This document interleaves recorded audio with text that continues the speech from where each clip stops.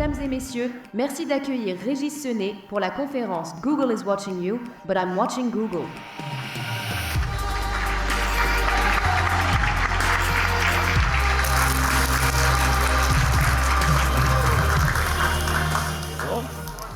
C'est bon, vous m'entendez? Oui. Ça m'entend? Ouais. Ok, bonjour à tous. Ça me fait super plaisir d'être à nouveau invité cette année par Dev6 pour parler un petit peu de la même chose que l'an dernier finalement. Je vais faire une petite rapide présentation de qui je suis, de qu'est-ce qu'on va voir, de qu'est-ce qu'on va dire, de qu'est-ce qu'on va faire. On va revenir un petit peu sur la présentation de l'an dernier aussi, on va en parler. Est-ce qu'il paraît, elle a fait grincer des dents. Est-ce qu'il y en a qui étaient là l'an dernier déjà? Oh putain, quand même. Ok, bon, alors la présentation, normalement, c'est à peu près la même. C'est à peu près la même que l'an dernier, donc, non, c'est écrit là, donc ça fait à peu près entre 15 et 17 ans que je suis dans la cybersécurité offensive, pentest, mobile. S'il y en a qui m'ont sur LinkedIn, je parle beaucoup de mobile, pentest mobile. Phishing, Wi-Fi, AWS, enfin, voilà, pas mal de choses, toujours orienté dans la partie cybersécurité offensive. Je me suis perdu pendant un temps dans la partie RSSI, mais ça, c'est bon, j'en suis revenu, tout se passe bien. Voilà, pour ceux qui se posent la question, oui, la photo est vieille, mais bon, je l'aime bien quand même. Et deux activités un petit peu annexes, donc Horus, cybersécurité offensive, et Sekhmet, une application SaaS qui permet d'auditer automatiquement les WordPress 365 jours par an. Voilà, c'était tout. Donc on va directement aller sur la suite.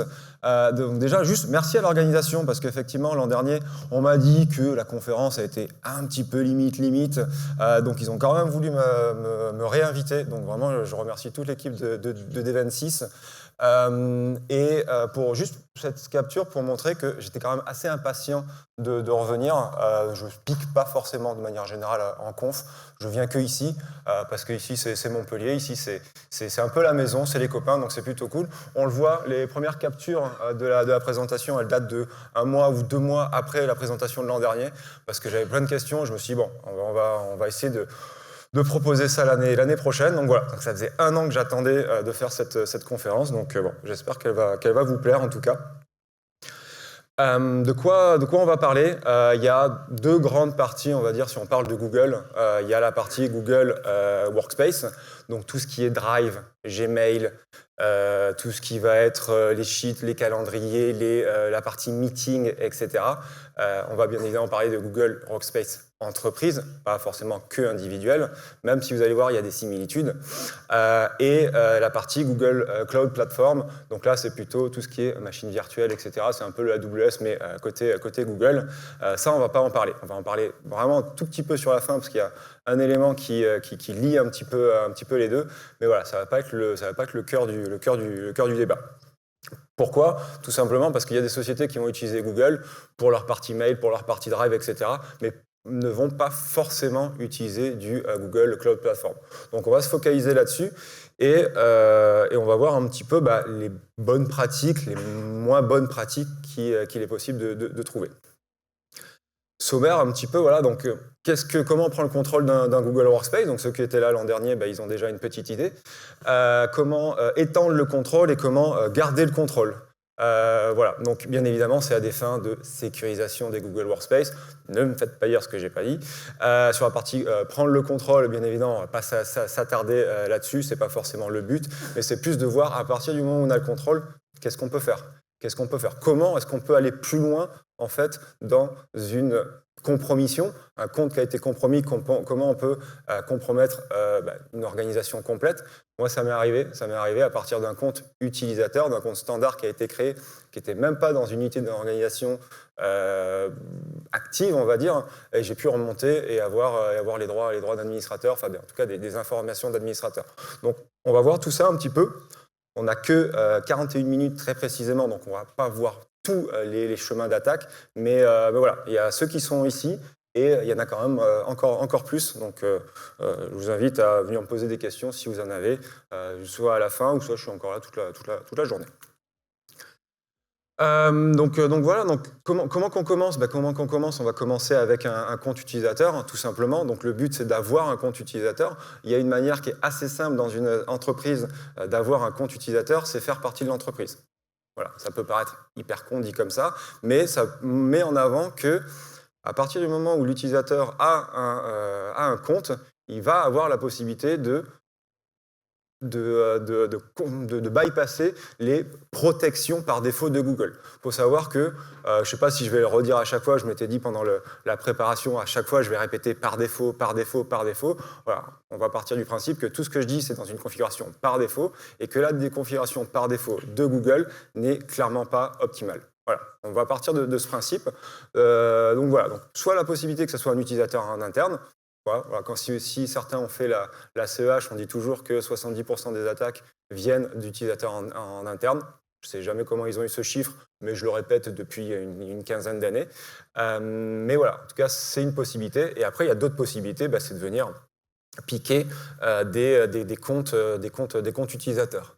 Donc, des comptes utilisateurs, on a classique, on a le phishing, on a le spear phishing, on va pas parler de tous les phishing avec du QR code, du phishing, ce que Nicolas a présenté aussi sur la partie deepfake. Voilà, tout ça, c'est des éléments qui vont permettre éventuellement de faire un phishing relativement standard pour pouvoir essayer d'usurper un compte utilisateur. On va pouvoir effectivement aussi parler de spoofing de domaine en fonction des protections qui sont mises en place, donc le DKIM, le SPF, le DMARC.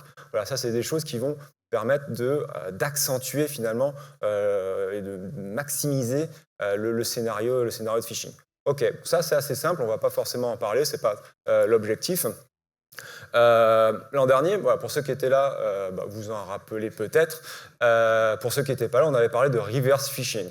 Donc le reverse phishing, c'est quoi? C'est pas moi qui envoie un mail de phishing, c'est des recruteurs qui viennent me dire que mon CV les intéresse et au lieu de leur envoyer mon CV directement, je leur envoie un lien Google qui permet de télécharger mon CV. Sauf que bien évidemment, à ce moment-là, ils tombent sur une page qui n'est pas du tout la bonne et ils sont redirigés vers une page d'authentification. Hop là, je suis en mesure de voler des identifiants et des mots de passe. Ok, c'était sur cette partie, on m'avait dit, c'est quand même pas hyper... Mais bon, pour ça, on passe vite, on l'a pas vu. Mais quand même, ça, c'était le résumé de ce qui s'est passé l'an dernier. Donc, j'avais envoyé une quarantaine de liens à des recruteurs. 24 avaient soumis leurs identifiants et après vérification, il y en avait 18 qui avaient de la MFA. Comme l'an dernier, 24 moins 18, 6 entreprises qui potentiellement étaient entièrement compromises. Voilà, ça reste intéressant. On en parlait sur la sensibilisation, sur la MFA, etc. Ça, c'est des choses qui sont hyper importantes à garder en tête. Et c'est pas parce que c'est vous qui faites une demande que la réponse que vous allez recevoir en retour, elle est forcément légitime. Donc voilà, il y a quelque chose qui est assez intéressant, c'est que Google, par contre, en a un petit peu marre de ce fléau et s'est dit, tiens, nous, on va s'attaquer un petit peu à la partie mot de passe avec des éléments de sécurité qui sont de plus en plus forts sur la partie Google Prompt, sur la partie Passkey aussi, qui sont en train de rendre obligatoire sur les comptes utilisateurs. Donc ça, c'est une très bonne pratique. Et normalement, si tout se passe bien, enfin en tout cas s'ils respectent leur planning, je crois que c'est juste après, s'ils respectent leur planning, la partie MFA sera imposée d'ici la fin de l'année 2025 sur tous les comptes utilisateurs. Les comptes utilisateurs classiques et ou les comptes Google Cloud. Voilà, donc tout ce qui est Google Cloud Platform, comme on a vu précédemment. Mais si on prend Google Cloud Platform, et si on prend les comptes utilisateurs, classiques, standards, le vôtre, le mien, mais dans le cadre personnel, il y a quand même une partie qui est manquante. Et ça, Google le dit ouvertement, hein, ça vient de leur site. Donc c'est écrit en gros que pour les organisations, pour les entreprises, la mise en place du MFA sera à la discrétion de l'administrateur.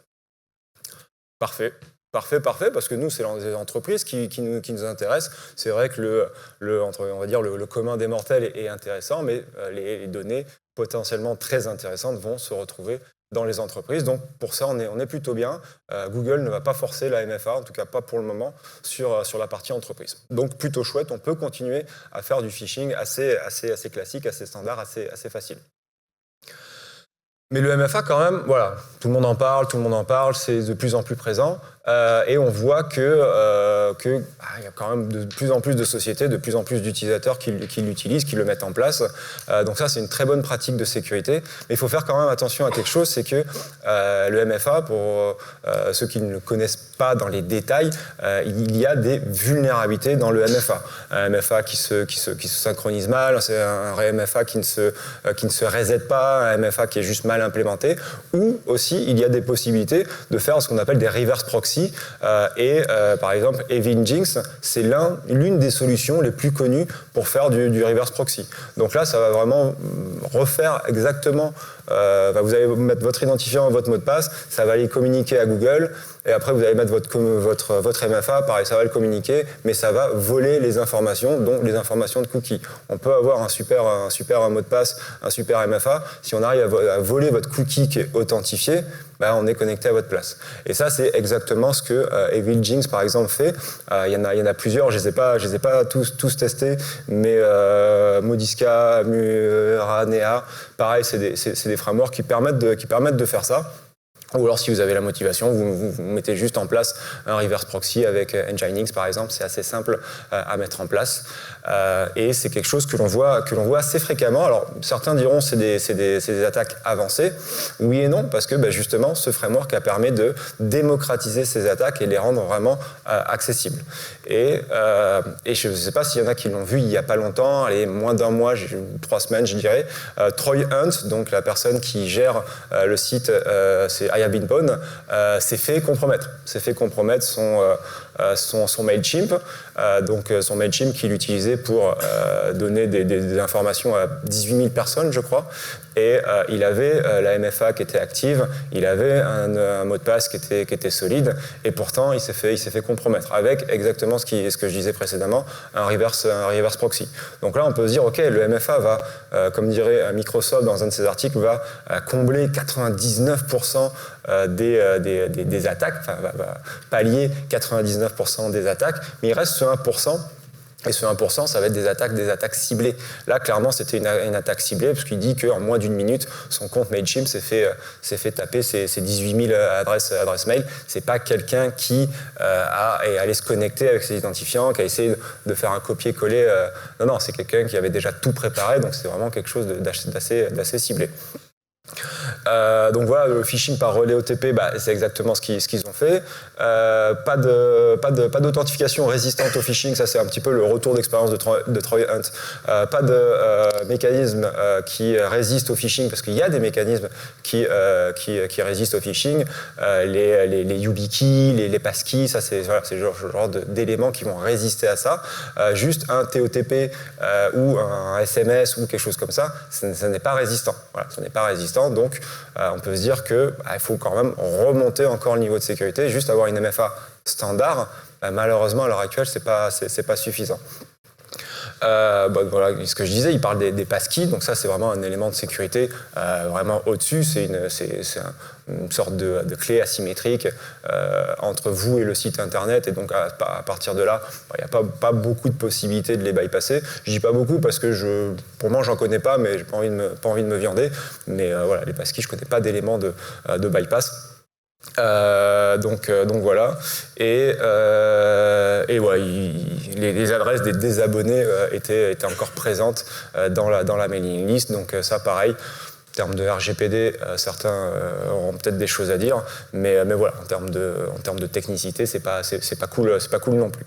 Donc ça, c'est arrivé il y a moins d'un mois à un expert en cybersécurité. Donc on peut se dire que si c'est bien mis en place, si c'est bien, voilà, encore une fois, ce que disait Nicolas, on fait du deepfake. On peut se poser la question de est-ce que le mail est légitime, est-ce que le mail n'est pas légitime.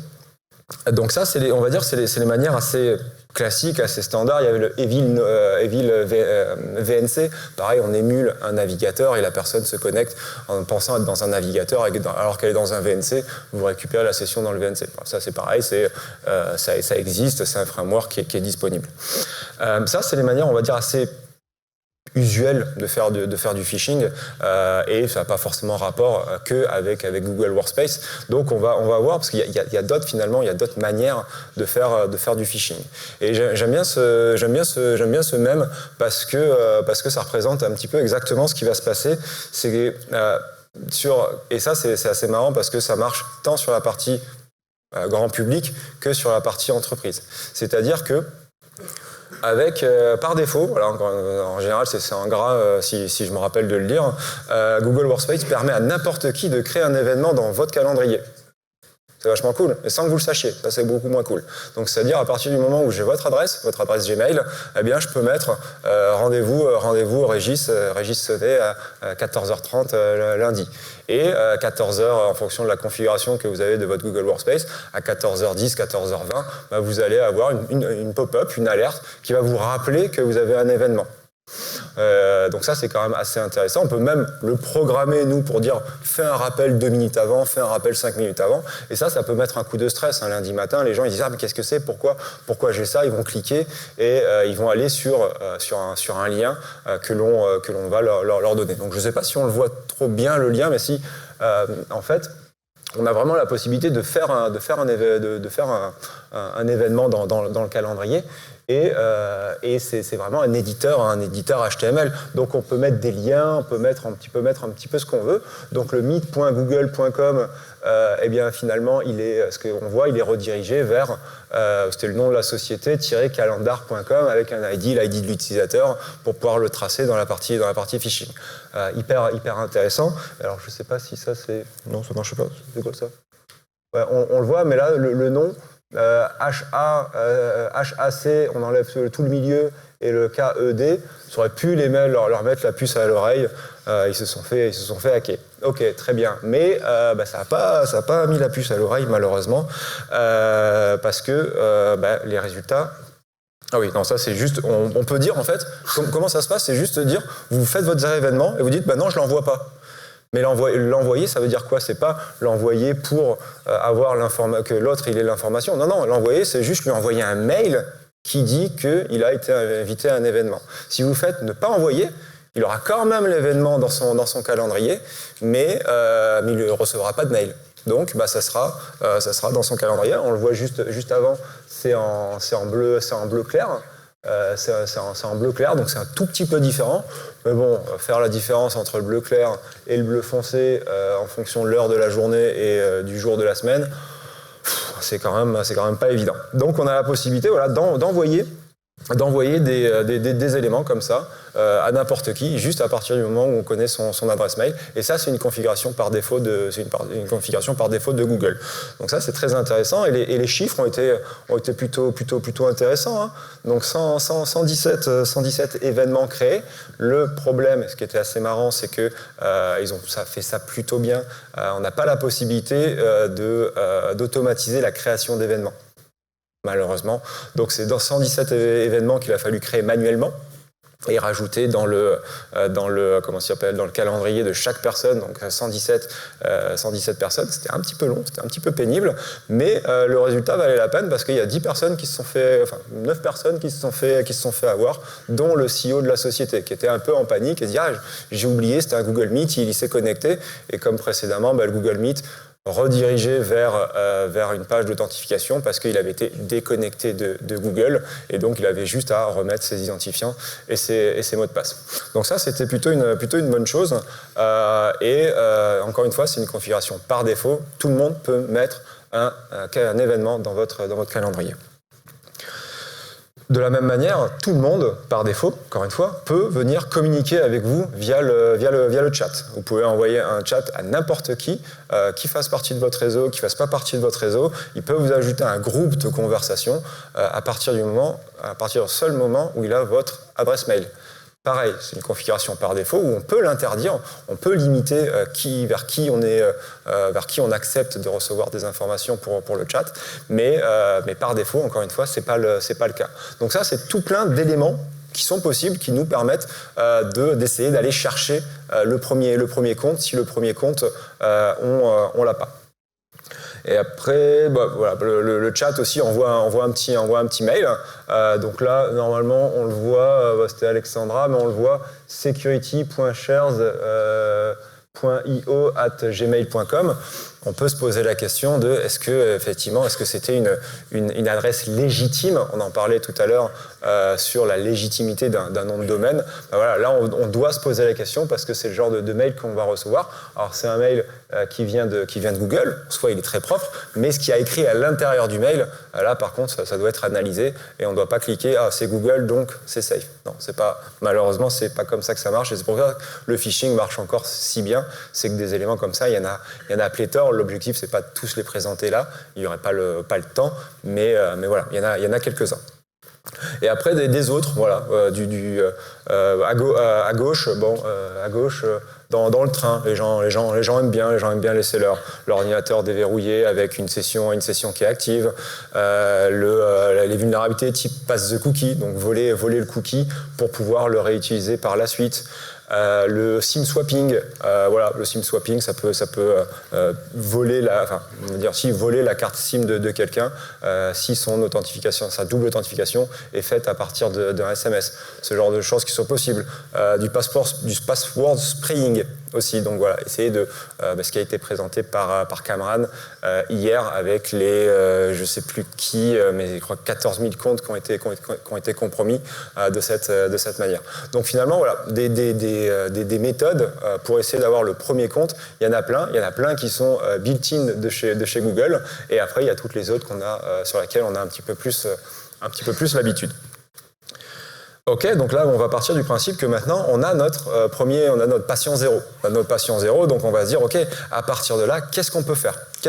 Comment on peut aller plus loin ? Je ne sais plus si c'est la première ou la... En tout cas, quand on va parler des groupes, vous allez voir, comme je dis souvent, c'est jamais arrivé que c'est pas arrivé que je passe par là. Voilà, chaque fois, il n'y a aucune société qui a ces groupes de sécurité Google qui est bien configuré. C'est pas celui-là, mauvaise transition. Ça sera pour plus tard. Mais chose intéressante, Google Search, vous avez cloudsearch.google.com. Vous avez la possibilité d'avoir un champ de recherche finalement unifié qui va aller chercher dans les Gmail, dans les Google Drive, dans les agendas, etc., de tous les éléments auxquels l'utilisateur a accès. Alors c'est soit parce qu'on lui a donné accès, soit parce que l'accès est trop permissif. Voilà, ça on va le voir juste après, notamment avec les groupes et ma très mauvaise transition. Donc ça, voilà, première chose qui est intéressante, on peut, ne serait-ce qu'à partir d'un compte, aller voir à quoi on a accès. Ok, si on tape le mot password, si on tape le mot API key, si on tape le mot AWS, qu'est-ce qu'on est en mesure de retrouver ? Voilà, par exemple, sur cette capture, on va chercher on va chercher le mot password et on va regarder un petit peu qu'est-ce qu'il est possible de faire.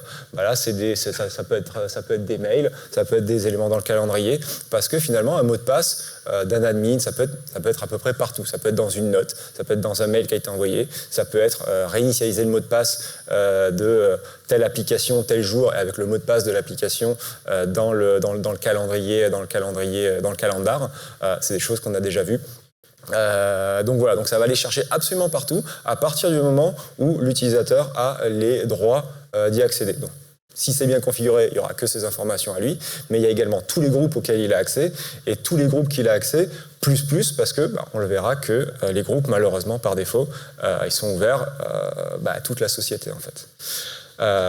Et voilà, et donc ça on en avait parlé déjà l'an dernier, les Google Groups. Si vous êtes dans votre entreprise et que vous allez sur group.google.com, eh bien vous allez avoir accès vous allez avoir une liste de tous les groupes auxquels vous pouvez éventuellement avoir accès. Donc ça c'est hyper intéressant. Vous êtes dans le groupe sécu, vous avez sécurité, vous avez le groupe IT, vous avez les informations, vous avez les mails qui sont échangés, etc. Donc ça c'est plutôt intéressant. Si vous avez légitimité à faire partie de ce groupe, encore une fois. Si vous n'avez pas légitimité, là c'est un petit peu embêtant.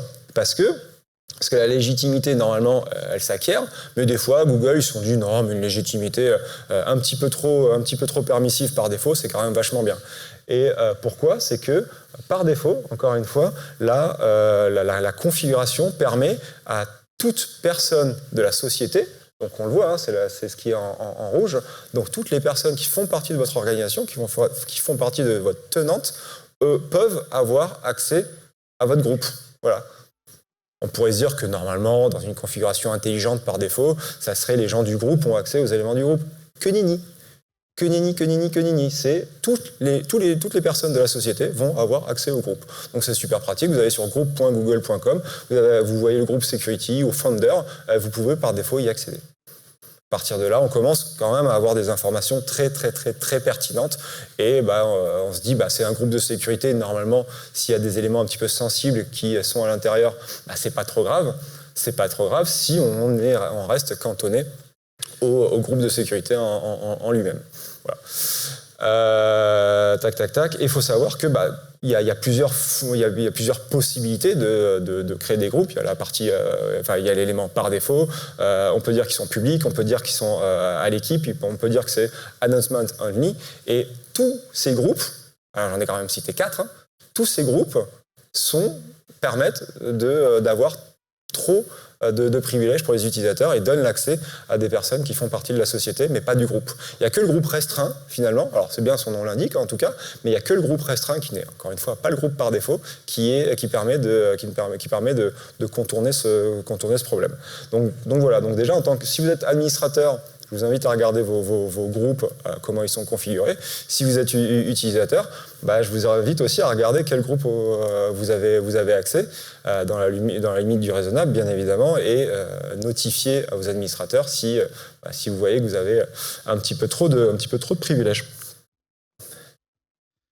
Ça c'est le deuxième point. Le troisième point, pareil, on a un compte, et alors bon, si c'est notre compte, bon, c'est quelque chose, mais si c'est un compte qu'on a usurpé, il y a le phishing interne aussi qui est vachement pratique. Le phishing interne, on n'a même pas besoin d'essayer d'usurper une identité, on se fait passer pour le directeur financier, ça tombe bien, on a volé son adresse mail et son mot de passe, donc on peut vraiment fort se faire passer pour lui, pour faire une arnaque au président, pour changer les 4 derniers digits d'un RIB pour mettre le sien à la place. Là, ça va passer assez facilement. Et encore une fois, dans la configuration par défaut, il est possible d'accéder à l'annuaire directement de toute la société, donc de voir tous les contacts, donc d'envoyer des mails à absolument tout le monde. Ça, c'est des restrictions que l'on peut appliquer, que l'on doit, ça dépend un petit peu qu'est-ce qu'on veut en termes de sécurité, mais avoir la possibilité vraiment d'avoir le listing de tout le monde avec qu'est-ce qu'ils font, quelle est leur adresse mail, des informations supplémentaires, parce que Google aussi permet de donner des informations supplémentaires. On peut choisir son surnom, on peut choisir plein de choses, on peut changer sa photo, etc. Ça, c'est aussi donner la possibilité, malheureusement, à un attaquant, ou en tout cas à une personne malveillante, d'avoir accès à des informations qui ne devraient pas normalement. Le phishing interne, ça marche très bien. Nous, j'ai été appelé sur une réponse à incident comme ça, et c'est un compte qui a été compromis, et à partir de là, arnaque au président. Arnaque au président, et ils avaient payé, je crois, 4 millions d'euros sur un RIB qui n'était pas du tout le bon. Et finalement, on s'était rendu compte qu'ils n'avaient pas de MFA. Le compte en question, les credentials se trouvaient sur I Have Been Pwned ou sur DHT. Si l'avocat est encore là, c'est pas moi qui l'ai fait, je le promets. Donc voilà. Et finalement, le scénario d'attaque était hyper simple. Hop là, on récupère une adresse mail, on récupère un mot de passe, on se connecte, on envoie des mails en interne, et c'est parti. Et c'était plusieurs millions d'euros qui ont été volés de cette manière. Et après, des services, il y en a qui sont moins connus, qui permettent de faire beaucoup de choses. On a, pas tous les citer. Google Chat, on en a un petit peu parlé, mais là, c'est pour aller plus loin, pour récupérer de l'information, parce que potentiellement, le chat, on va sur Slack, sur Google Chat, sur WhatsApp, sur Signal, on se dit effectivement, les informations, elles sont là, elles sont chiffrées. Et bien évidemment, les bonnes pratiques, c'est ne jamais faire transférer des informations confidentielles par ces biais. Mais ça, c'est les bonnes pratiques. Et entre ce qui se passe dans la réalité et les bonnes pratiques, malheureusement, il y a un énorme gap, sinon on aurait beaucoup moins de travail. Et revenir dans le chat, dans les chats que quelqu'un a eu avec d'autres personnes, en envoyant un mot de passe qui n'a bien évidemment pas été réinitialisé, ça va permettre de continuer à essayer de récupérer de l'information et à essayer de se spreader un peu sur la totalité de l'infrastructure. Google Notes, pareil, il y en a qui vont mettre leurs notes. Hein. Ils ont un gestionnaire de mots de passe, mais Google Notes est tellement pratique pour mettre ces mots de passe que ça serait con de ne pas l'utiliser. Je dis ça parce qu'on l'a eu, hein. On l'a eu. Donc c'est pendant un audit, voilà, avec toutes les notes sur l'infrastructure étaient disponibles dans un Google Notes. Bon, c'est dommage. Hein. Donc Google Takeout qui permet d'exporter toutes les données, Google Vault qui permet de faire de l'archivage. Donc là, vraiment, on peut récupérer une manne d'informations qui est assez importante et qui va nous permettre de continuer d'essayer de compromettre d'autres comptes, d'avoir d'autres informations ou d'autres informations sur un one password, ce genre de choses. Si on se rappelle ce qui s'était passé avec Uber. Uber, quand ils se sont fait compromettre il y a quelques années, les attaquants sont allés vraiment étape par étape et au bout du compte, ils avaient accès à vraiment tout parce qu'ils avaient récupéré un mot de passe à un endroit, ils avaient récupéré les accès sur un Slack, et ça avait été assez démoniaque, quoi. Donc ils étaient vraiment rentrés partout. Là, finalement, c'est un petit peu l'objectif, c'est de se dire, on va essayer de rentrer au maximum d'endroits pour être en mesure par la suite de faire du mouvement latéral, du mouvement horizontal aussi, horizontal, vertical, en fonction de ce qu'on veut.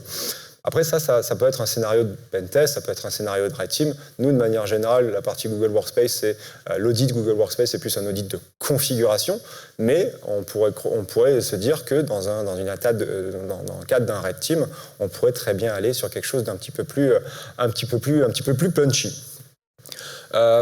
Encore une fois, il y en a d'autres, mais il reste plus que 14 minutes, donc on va essayer de voir quand même la dernière partie qui est assez intéressante et qui peut se dire, ok, à partir du moment où l'attaquant il a mis un pied dans le Google Workspace, qu'est-ce qu'il peut faire pour y rester, et qu'est-ce que Google propose surtout pour le voir, pour l'analyser.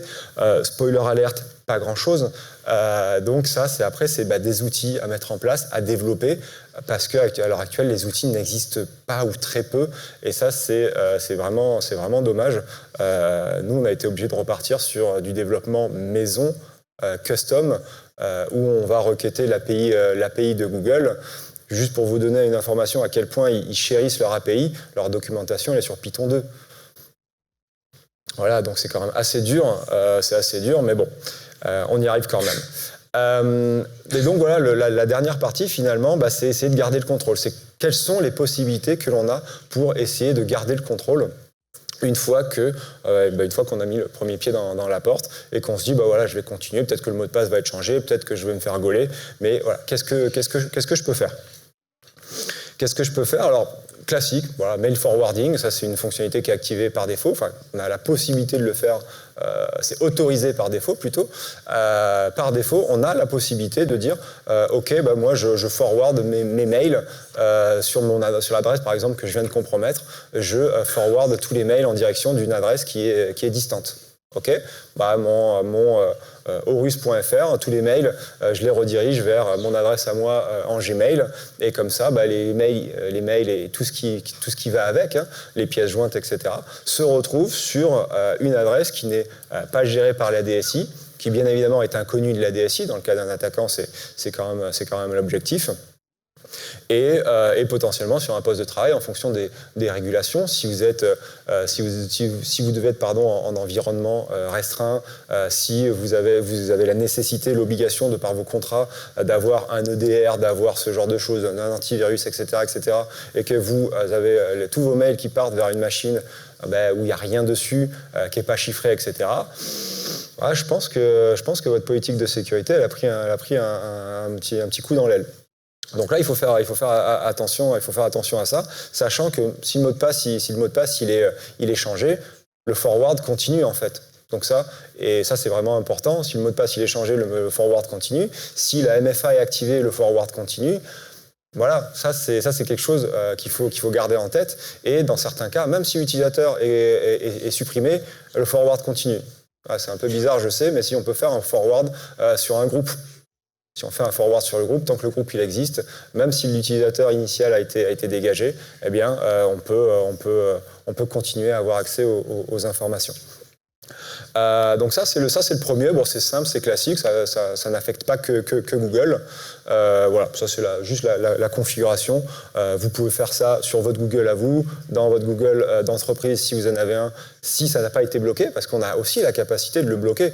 Et c'est une des recommandations de Google. Google a une checklist de 100 points de sécurité à mettre en place sur un Google Workspace. Mais même des sociétés PASI nous ont dit « Oui, non, mais si on audite un Google Workspace, on regarde les admins, on regarde s'ils ont la MFA et c'est suffisant. » Non, c'est pas suffisant en fait. On peut aller beaucoup plus loin et interdire, par exemple, le mail forwarding, entre autres. Il y a quelque chose qui est sympa aussi, on a la possibilité de faire des drives partagés, des shared drives sur Google. Donc ça c'est plutôt cool. Ça c'est plutôt cool parce que ça permet de travailler dans une équipe. On se dit voilà, toute l'équipe IT elle a son dossier partagé. Toutes les personnes qui sont dans le groupe, enfin en tout cas avec qui on partage le drive, ont accès. C'est vachement pratique, c'est cool et ça permet de ne pas perdre des documents si la personne part. En termes de résilience, c'est génial. En soi, il n'y a pas grand-chose à dire par rapport à ça, sauf que, encore une fois, dans la configuration par défaut, la configuration des drives, elle a quelques petites lacunes. C'est-à-dire que par défaut, tout le monde, je ne sais pas si ça se voit très bien, mais tout le monde peut créer des drives partagés. Ce n'est pas que les admins qui peuvent le faire. Donc déjà, il y a des drives qui arrivent, on ne sait pas exactement, on ne les connaît pas, on ne les contrôle pas. Donc finalement, on a un manque d'informations. On a une sorte de shadow IT, même si c'est de l'interne. Ça, c'est le premier point. Et pareil, par défaut, les drives partagés peuvent être partagés avec des adresses externes. Voilà. Donc la possibilité de se dire OK, je crée mon drive, tout le monde l'utilise, ou je ne le crée pas, mais même si je suis dans ce drive, je dis OK, je partage, je sens que je vais partir, je sens que je vais me faire virer, je partage ce drive avec des personnes, avec moi, mais avec mon adresse personnelle. OK. Et finalement, ça, à part aller sur chaque drive un à un et regarder les membres du drive, il n'y a aucune possibilité de vérifier les utilisateurs qui sont membres des shared drives. C'est pas possible. À moins de le faire avec l'API de Google, qui est vieillotte et un petit peu relou. Nous, c'est ce qu'on a fait. On a développé un outil qui permet de le faire. Donc, ça nous liste nos drives et ça nous liste les utilisateurs qui sont dans les drives. Et des fois, quand on voit un @gmail.com, on dit pop, ça, c'est pas top. Donc voilà. Donc ça, c'est une première chose qui est importante. Ça, c'est une première chose qui est importante et on le voit, encore une fois, dans la configuration par défaut. Voilà, on peut partager le drive avec mon adresse Gmail perso. Elle a été tronquée, c'est pas ma vraie adresse, mais voilà, on peut créer des drives, on peut les partager avec des personnes de l'extérieur sans que ça soit visible. Encore une fois, sauf aller vraiment dans les paramètres de Google, Google Applications, Drive, Shared Drive, etc., etc. Je ne suis pas sûr que les admins le fassent tous les 4 matins parce que c'est un petit peu long. Donc ça c'est le premier élément. Il y en a un qui est un petit peu dans le même dans la même lignée, c'est les fichiers partagés. Les fichiers partagés, pareil, sous Google, des fois, vous partagez un fichier, vous le partagez avec l'extérieur. Donc, il y a plusieurs manières de partager un fichier avec l'extérieur. Soit on dit, ce fichier, on a ce qu'on appelle le partage avec un lien, le Anyone with a link. Donc, toute personne qui a le lien est en mesure d'accéder au document. Ça, pareil, si moi je partage tous les documents hyper importants de la boîte sur la levée de fonds alors que je suis en train de partir par exemple et que je les partage avec moi-même, moi j'ai toujours accès en lecture, en écriture. Alors, je vais pas faire de l'écriture parce que je vais quand même vite me faire gauler, mais à part ça, quelle est la probabilité que vous fassiez choper ? Je veux dire, des documents, il y en a des dizaines de milliers sur chaque Google Workspace, et être en mesure de dire, OK, tel document, il est accessible par telle personne, et cette personne ne fait pas partie de la société, ou aussi, fait partie, a été partagé avec une société avec laquelle on ne travaille plus. On a un cabinet d'avocats, on a décidé de ne plus travailler avec ce cabinet d'avocats et on se rend compte que les fichiers sont encore partagés avec ce cabinet d'avocats. Et c'est les fichiers en cours sur lesquels on travaille. Donc on a la possibilité de tous les supprimer et de recommencer à zéro. C'est une possibilité, mais il faut savoir qui les a partagés, parce qu'en général, on n'est pas que un sur le fichier, et il y a plusieurs personnes. Moi, je vais le partager avec lui, moi, je vais le partager avec truc, etc., etc. Et donc là, finalement, on rentre dans une espèce de micmac qui est un petit peu compliqué. Donc le Anyone with Link, il est assez compliqué déjà, parce qu'alors lui, c'est vraiment tout le monde y accède sans problème. On peut même pas savoir finalement qui y accède. Et après, via une adresse mail, voilà, on fait un partage classique, mais pareil, on n'est pas en capacité de savoir de manière exhaustive quoi a été partagé avec qui. Et ça, pareil, c'est problématique. Et à l'heure actuelle, sur Google, à moins de connaître l'adresse mail exacte, pareil, on n'a pas la possibilité de faire une recherche, de dire ok, est-ce qu'on a un Anyone with Link qui est activé? On n'a pas la possibilité de le voir. On a la possibilité de le désactiver. Donc ça, dans la configuration globale, ça c'est une très bonne recommandation. Parce que tout le monde va dire oui, mais c'est super simple. Oui, mais si c'est simple, en général, c'est la sécurité qui en prend un coup. Pas tout le temps, mais ça arrive quand même assez fréquemment. Donc le Anyone with the Link, on a la capacité de le désactiver. Et sur la partie mail, là, ça commence à devenir compliqué. Il faut avoir les outils qui vont permettre d'aller sur tous les documents de tout le monde et les analyser, voir avec qui ils sont partagés. Et ça peut prendre beaucoup de temps. Ça marche plus.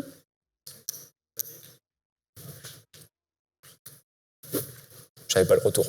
Pardon. Donc voilà. Donc là, on a un petit fichier, petit script qui va permettre de savoir les fichiers, les dossiers partagés, le nombre d'utilisateurs, le nombre de groupes, et qui va vraiment aller regarder un petit peu toutes les permissions et regarder est-ce qu'on a des permissions qui sont accessibles à tout le monde. Ça, on a la possibilité de supprimer ces permissions directement avec un script. Malheureusement, encore une fois, à l'heure actuelle, le faire sans script, sans développement perso, en tout cas, moi, j'ai pas trouvé de méthode, pas de méthode simple en tout cas, toujours possible. Je pense qu'il y en a qui l'ont déjà fait, mais ça doit être des applications SaaS sur lesquelles vous devez donner des droits privilégiés, parce que il va falloir pouvoir lister tout le contenu, etc. C'est un petit peu ce qu'on disait tout à l'heure. Est-ce qu'on a envie pendant l'audit de code, est-ce qu'on a envie de donner tous les documents et les clés du carrosse à tout le monde? Et sur la partie utilisateur, c'est exactement pareil. On peut savoir à quel domaine ça a été partagé. Et voilà. Et on me dit que je suis en retard sur les questions. Donc sur la partie compte de service, on en reparlera. On va en parler très rapidement. Les comptes de service, on a la possibilité de donner des droits très privilégiés à des clés, des comptes de service. Ok, on a le temps. À des comptes de service. Donc et en fait, ces clés, il faut savoir que, pareil, il n'y a aucune possibilité de les identifier facilement sur Google. En gros, comment ça fonctionne? C'est ça, la seule partie sur Google Cloud Platform, c'est qu'on a Google Cloud Platform. À l'intérieur, on va créer des projets. À l'intérieur des projets, on va créer des comptes de service. Et à l'intérieur des comptes de service, on va créer des clés qui vont nous permettre d'accéder avec certains privilèges. Et en fait, il n'y a aucun moyen simple de lister tous les comptes de service associés à tous les projets et dans lesquels il y a des clés. Ça, c'est absolument impossible. Et il faut savoir une dernière chose. Il faut savoir une dernière chose qui est assez intéressante, c'est que si l'utilisateur qui a créé la clé de service est supprimé, bien évidemment la clé de service n'est pas supprimée. Les clés ont une date d'expiration qui est quand même c'est le 1er janvier de l'an 10 000. Et c'est dans la documentation officielle de Google, hein, c'est écrit. Hein. Et donc voilà, donc une clé finalement, une clé d'un compte de service qui est leaké, parce que ça arrive aussi, on en voit très souvent sur GitHub, eh bien c'est potentiellement un accès quasiment à vie avec aucune personne qui a l'information de ok, telle clé, elle est utilisée à tel endroit, elle a tel droit, etc. Ça, je pense qu'il y a malheureusement pas beaucoup de personnes qui ont ce niveau de granularité, ce niveau de connaissance de leur propre clé.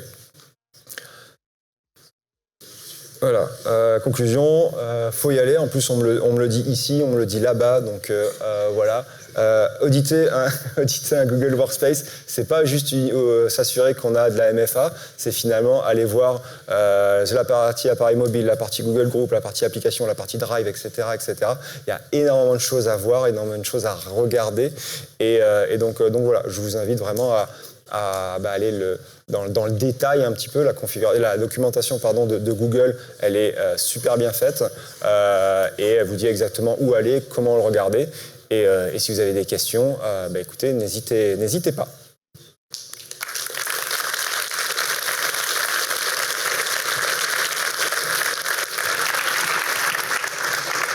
On dirait qu'on est des tortionnaires, c'est pas vrai, j'étais en train de te dire tranquille. C'est Maxime là-haut qui affiche des messages, il dit dépêche-toi. Dépêche-toi, 2 questions. On peut prendre 2 questions si vous voulez. Est-ce que... Ah, là-bas je vois je vois une question là-bas. Merci pour la présentation, c'était super. Je vois beaucoup de par défaut, mais est-ce qu'il y a des solutions pour faire de l'hardening sur Google, justement, pour justement faire en sorte que cette configuration par défaut ne le soit plus? Ouais, bien sûr, beaucoup des possibilités de restreindre, par exemple, les drives partagés. Dans la console d'admin de Google, il y a vraiment il y a une granularité qui n'est pas folle, mais qui est quand même assez présente, où on peut dire, voilà, les groupes, par défaut, quand ils seront créés par n'importe qui, ils seront avec tel et tel élément de sécurité, ou ils ne seront pas créés par n'importe qui, ils seront créés que par des administrateurs. Pareil sur les shared drive. Donc finalement, sur chaque élément où je dis par défaut, c'est aussi pour mettre en avant que la configuration par défaut, c'est pas top, mais par contre, il y a la possibilité de faire beaucoup mieux par la suite. Est-ce qu'il y a une autre question? Très bien, merci beaucoup. Merci à toi.